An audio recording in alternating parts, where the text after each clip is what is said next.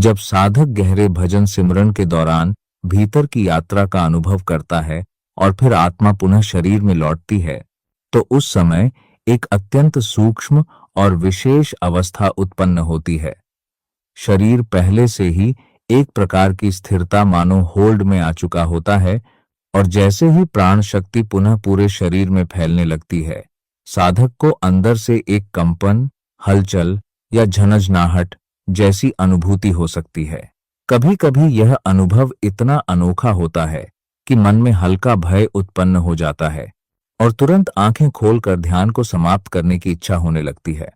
परंतु संगत जी, यही वह नाजुक क्षण होता है जहां साधक की समझ और धैर्य की परीक्षा होती है। ऐसे समय में सबसे आवश्यक बात यह है कि साधक शांत बना रहे, घबराए नहीं और न ही शरीर को हिलाने डुलाने की कोशिश करे। यदि वह स्थिरता में टिके रहता है और नाम का सहारा लेता है, तो यह कंपन या विचित्र अनुभूति कुछ ही क्षणों में स्वयं शांत हो जाती है और भीतर एक गहरी शांति का अनुभव होने लगता है। संतमत हमें सिखाता है कि ये अवस्थाएं कोई असामान्य या भयावह नहीं हैं, बल्कि साधना के मार्ग में आने वाले स्वाभाविक चरण हैं, जो यह संकेत देते हैं कि साधक भीतर की ओर प्रगति कर रहा है। परंतु संगत जी, एक अत्यंत महत्वपूर्ण बात सदैव स्मरण रखनी चाहिए। यह मार्ग केवल गुरु के मार्गदर्शन में ही सुरक्षित और सार्थक बनता है।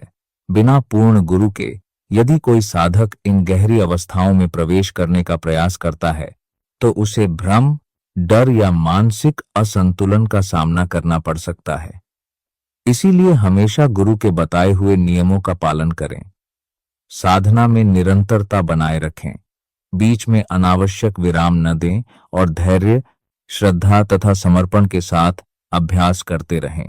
धीरे धीरे गुरु कृपा से यह पूरी प्रक्रिया सहज और आनंदमय बन जाती है और साधक भीतर की उस दिव्य शांति को अनुभव